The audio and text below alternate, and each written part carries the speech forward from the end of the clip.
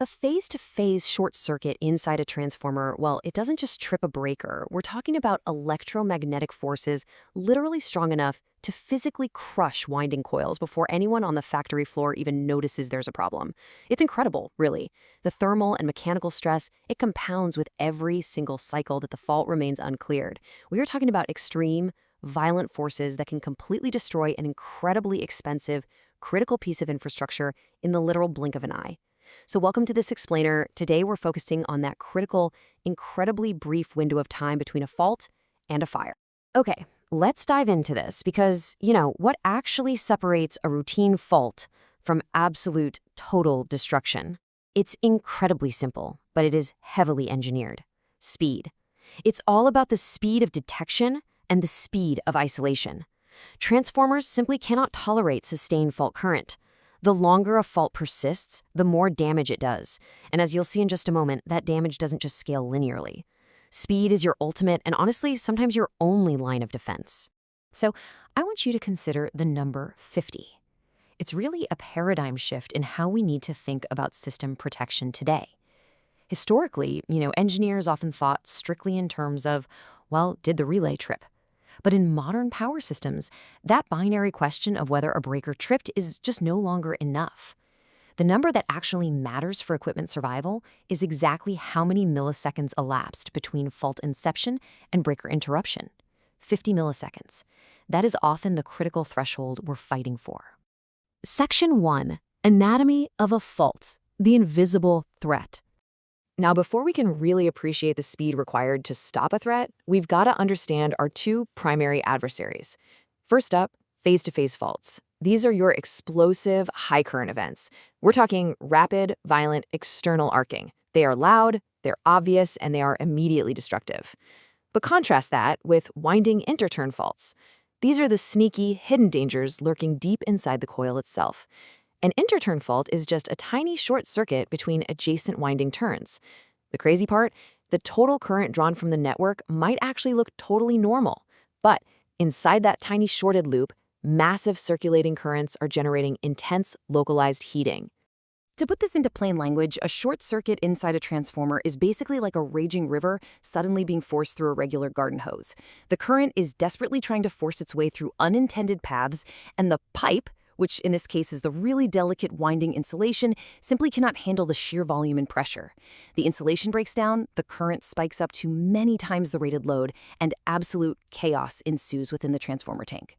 Section 2. The physics of destruction. Redefining fast. So we really need to redefine what we consider fast because, let's face it, human fast and equipment fast are completely different things. The crucial point here is this mathematical reality. Damage energy is proportional to the square of the fault current multiplied by time. This is the I²T formula, and what this means in practice is terrifying for your equipment. Because current is squared, doubling the clearing time doesn't just double the damage. Oh no. If you leave a fault uncleared for just a little longer, it can quadruple the thermal energy delivered to the winding. The thermal and mechanical stress compounds violently every single millisecond. And this brilliantly illustrates the point.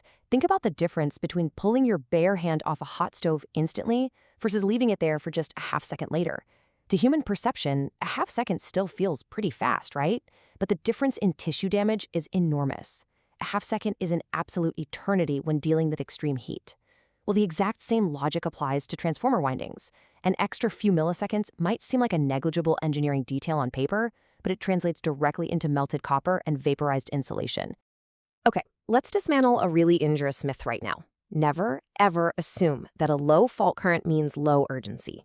Because of that I²T relationship we just talked about, a small fault left uncleared for even a few extra cycles can do significantly more damage than a massive fault that is cleared instantly.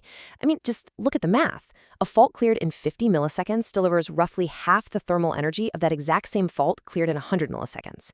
Every single millisecond you shave off the clearing time literally halves the destructive energy. Section 3. The engineer's dilemma. Speed versus sensitivity. So we've looked at the math, right? But how does an engineer actually apply this in the real world? Put yourself directly in their shoes for a second. You are staring at a relay configuration screen. If you had to choose between a setting that makes your relay 20% more sensitive to minor imbalances, but it takes 30 milliseconds longer to confirm and trip, or a setting that is slightly less sensitive but fires the breaker 30 milliseconds faster, which one actually protects the transformer core better? Well, the answer is that speed wins, almost every single time. Because damage energy compounds with time, a faster trip on a slightly less sensitive setting will physically save more of your equipment than a slower trip that waits around to be absolutely sure about a highly sensitive measurement. This is exactly why fault clearance speed is a headline specification for modern transformer differential relays. You want to prioritize isolating the fault fast to limit material damage, period. Now, what's really interesting here is how we ground this theory in physical reality, specifically looking at the ABB RET615 relay. In a standard configuration, it acts as the literal millisecond barrier between normal operation and total loss. Its entire job is to continuously watch those phase and neutral currents on the high voltage and low voltage sides and command a breaker to trip the exact instant something is wrong. Isolating the faulted section rapidly with a device like this is what limits material damage to the core and windings. Let's walk through the grim timeline of exactly what happens if those precious milliseconds are wasted. Specifically, let's go back to that sneaky interturn fault we mentioned earlier. Step 1. A localized loop current starts between just a few adjacent turns. Step 2. Because it's so localized, intense heating builds up rapidly in that tiny area. Step 3. The surrounding transformer oil actually hits its boiling point and begins vaporization, which creates highly combustible gases. Step 4. Pressure builds until the solid steel tank physically ruptures, often resulting in an uncontrollable fire. And all of this can escalate in fractions of a second. Section 4. Conclusion. Operational reality. So the core takeaway here isn't just about some formulas on a screen. A 30 to 50 millisecond improvement in your fault clearance time, that's not just a marketing number. It is an operationally meaningful lifeline.